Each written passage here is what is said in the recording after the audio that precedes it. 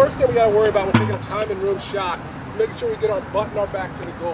Right? So I just did the clinic up there with the younger guys, and we did the evaluations up there. When I watched kids shoot, the first thing they were doing wrong was they would catch the ball with their hips and their chest already facing the goal. The problem with that is the way we generate speed and power is by firing this hip. So if my hip's already this way, you're not going to be able to fire it. The same way a pitcher pitches, I'm going to pitch this direction. He doesn't pitch it like that. He turns his butt and his back, and then he steps into it. A tennis player will throw a ball up, turn his hips, and he'll hit it. So in our sport, if we want to generate speed and power in that direction, we want to get our back and our butt to the goal. So I'm going to shoot the ball that way, but Chanel tosses it to me.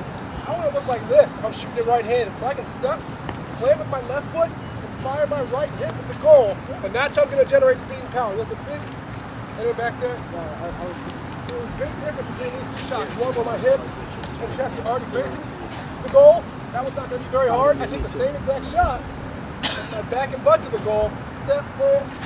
That one's moving a lot harder. So the alligator arms are. You guys back from school? What do you got?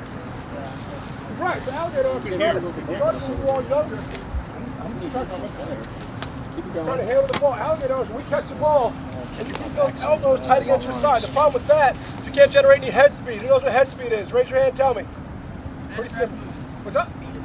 How fast the head's moving. Listen to the head speed when I have alligator arms. Listen to the head speed when my arms are away from my body. It's moving a lot harder. It's a really simple concept. So those are the first two steps. One, get our back turned. Two, get your arms away from your body. The third one, who knows what triple threat position is in basketball? It's when I've got the ball right here. And the whole idea behind it is if you're guarding me, you don't know whether I'm going to pass it thing, whether I'm going to shoot it, or I'm going to dribble. In our sport, when you can learn to catch the ball next to your head, right here, you can be shooting the ball before you have it, and that's our lacrosse triple threat position. So the one thing you guys have to stay away from is this type of stuff. And then shooting it, or the old cradle catch, which is, and then bring it back. Because the problem with the cradle catch and the spin is once I do this, what do I have to do to shoot the ball now? Bring it back. Now I gotta bring it back. Now I gotta get into my shot. That all takes too long. When you watch us shoot, right now, we're throwing the ball around, I catch the ball right by my head because it allows me to be getting into my shot before I have the ball in my stick. There's a huge difference between this shot,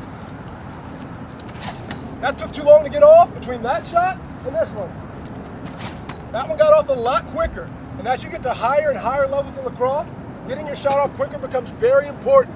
It doesn't matter if you wind up to 5 yards and shoot 100 miles an hour, a goalie at a high level is going to eat that up. And if it hits your stick and it's already right back out again, you got a lot better opportunity to score. So the three things with time and room shooting are: one, get your back and butt to the target; two, get those arms away from your body; and three, let's catch the ball up in a good area so you can be into your shot before you have the ball on your stick. Does that make sense? Yes or no? Yes. Get him. Max, I got you. Don't shoot it that hard. Get him.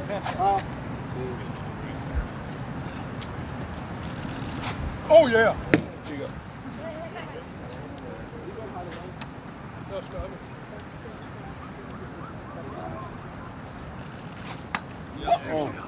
What's going to do about it? Yup. When we talk about changing the planes of your shot, who knows what that means? Raise your hand. Changing the planes of your shot. What do you got, Helen? Being able to go from like high to low or low to high. Right. So when you become a great shooter, when you watch Chanel shoot the ball, he's not going to shoot the ball high to high every single time, right?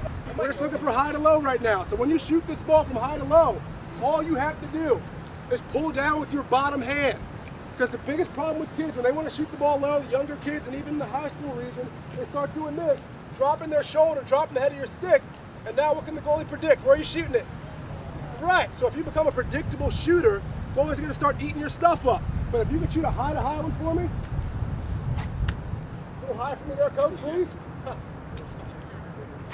Right, that's perfect. It's a high to high shot? No, it was. And then the very next shot, wind up the same way and put it from high to low. That's very tough to save for a goalie because your release was the exact same, but the ball went to a different area of the cage. Does that make sense to everyone? Yes or no? Yes. Now, the one that everybody likes, the low to high. In my opinion, the worst shot at the beginning of a lacrosse game you can take is to drop the head of your stick and do one of these. Because as you drop the head of your stick, what's the goalie thinking? You're going low. So if you drop the head of your stick and then roll the ball on the ground, a little worm burner, he's already there. So what we do is we pull that ball from low to high. The way we do that, to get that ball to come from down here to upstairs, all you're doing is pulling up with your bottom hand. I know you guys have seen kids probably do this the wrong way before. If you ever see somebody take a low to high and it goes 25 yards over the goal, it's because they pulled up with the wrong hand. They were pushing with their top hand, doing one of these. And that's what happens. It happens in our camps all over the country. See it every time we go out to a camp. So what you have to do is when you shoot it, Chanel will shoot a couple for you here, is you're going to pull up with that bottom hand as you shoot and release it. That ball will come through low, back upstairs again. I mean, I don't know where to go with this stick, but I'll shoot one. Oh.